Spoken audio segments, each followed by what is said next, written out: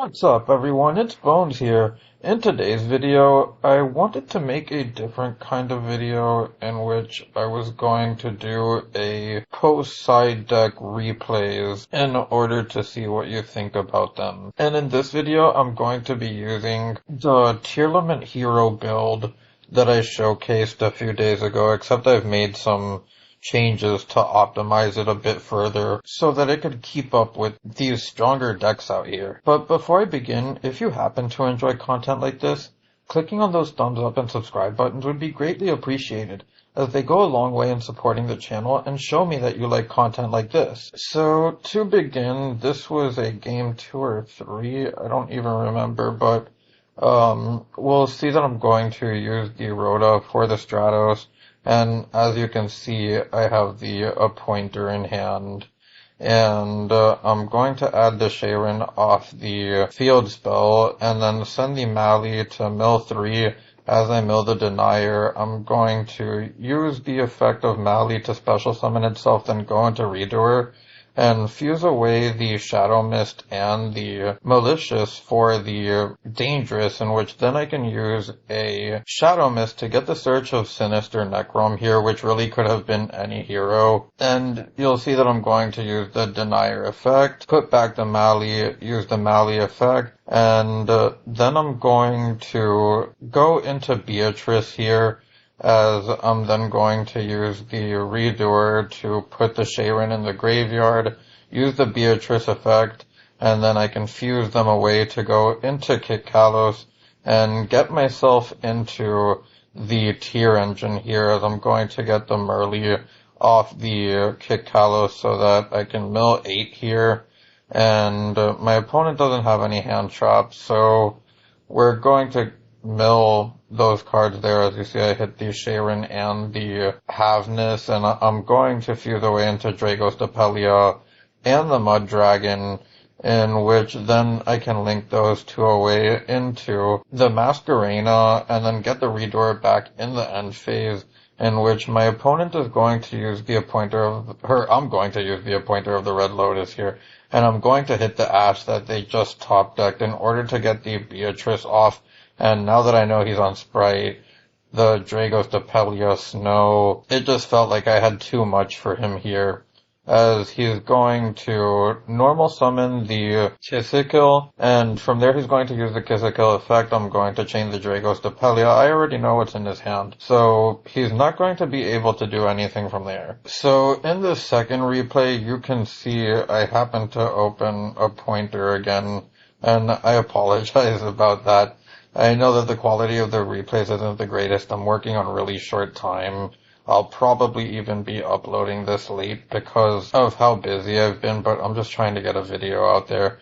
So you'll see that I'm going to use the Rhino Hearts effect now and send the Merly, in which now I can use the Merly effect, fuse away into Kit Kalos with the Rhino Heart, use the Kit Kalos, add myself the Merly. From there we can use the Kit Kalos effect, special summoning the Merly to get the mill 8 with the Kit Kalos' Chainlink 1, Merly as Chainlink 2.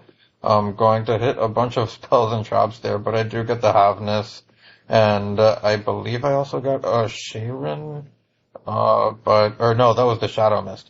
And I'm going to use the Sinister Necrom there to special summon the Infernal Prodigy, and now we can make the Djinn Buster and set 3.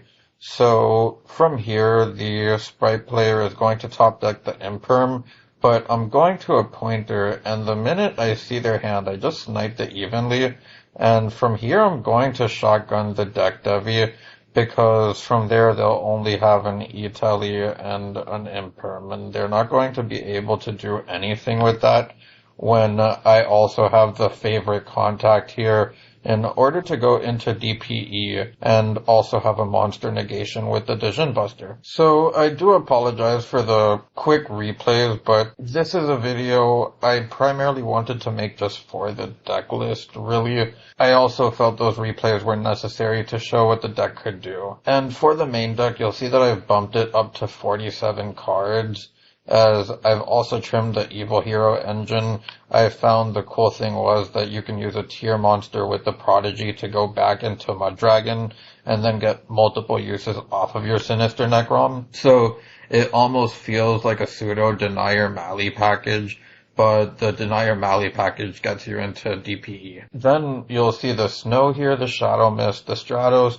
I took out the Liquid Soldier for the Spirit of Neos because I wanted to play 3 favorite contacts over the Destiny fusions or the fusion destinies because of the ability to play around Dark Ruler No More and other board breakers. Then I have the 2 King of the Swamps, the 3 Merleys, the 3 Havness, the 1 Rhinoheart, the 3 Sharon, the 2 Polys, the 3 Tearfield spell, the 3 A Hero Lives, 1 Galaxy Cyclone, 1 Called By, 1 Foolish, 1 Instant Fusion, 1 Rhoda, 1 Terraforming, 3 Droplet, 3 Dark Ruler, 1 Meta Noise, 1 Salic, and the 3 favorite contacts to round out the main deck. So if there's anything to point out that may be a problem in the main deck right now is when you don't hit tiers. As you see, you're playing 47 cards, so it happens. And also you are playing Malicious and Sinister Necrom, so if you happen to get those cursed hands, then that's kind of just how it goes. But the deck is a lot more consistent